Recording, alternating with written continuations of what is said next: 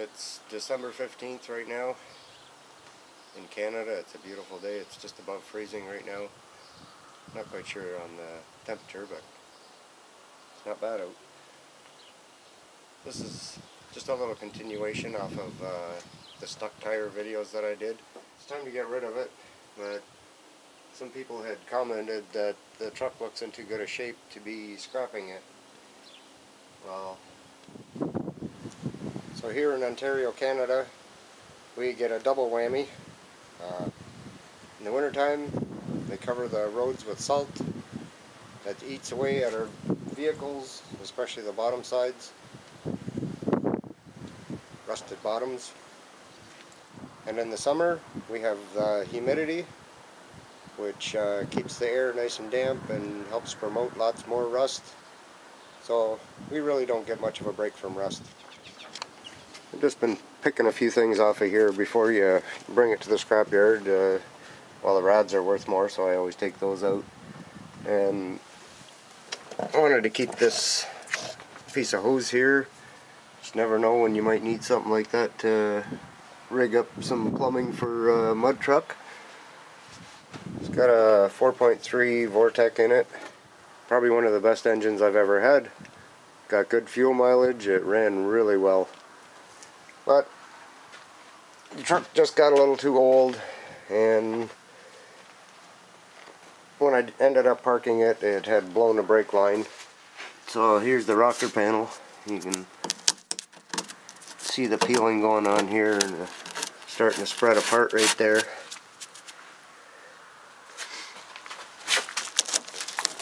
Front fenders are starting to rot away there.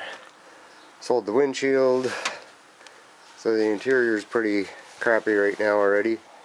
So anyway, the dash has been tore apart. I sold some parts off of the interior already. I'm going to be keeping that airbag.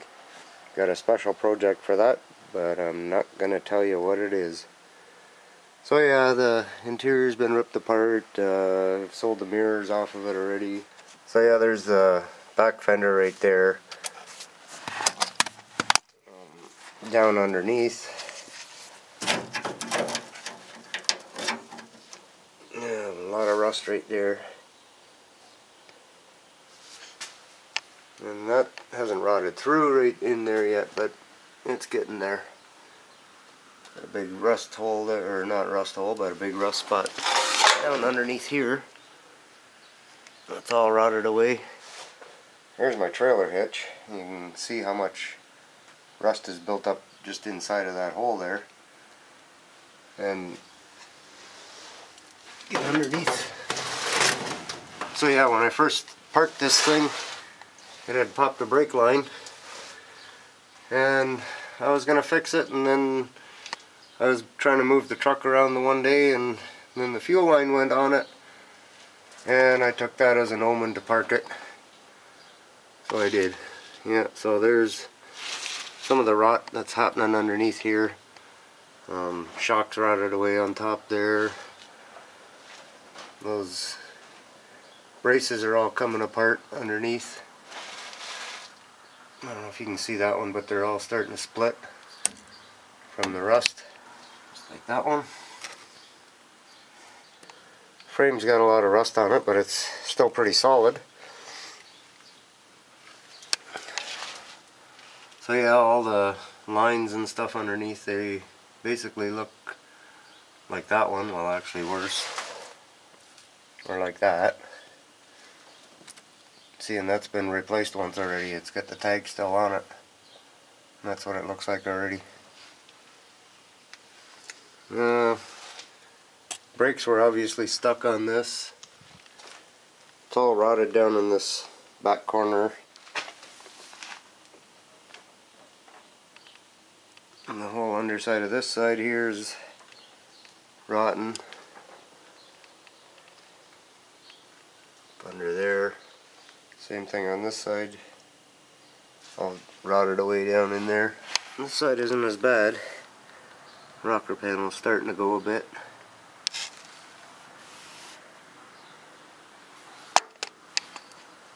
Frame is pretty rusty under there too, so that give you an indication of what the lines on the other side will look like. So this is what the lines look like, and a lot of these have been replaced already. You can see the new tags on some of the, that one line right there. A brake line, I've replaced that already once, and fuel line looks pretty corroded already. And this truck's been sitting probably about 5 years now. So yeah, it's seen its better days, and its days are done now.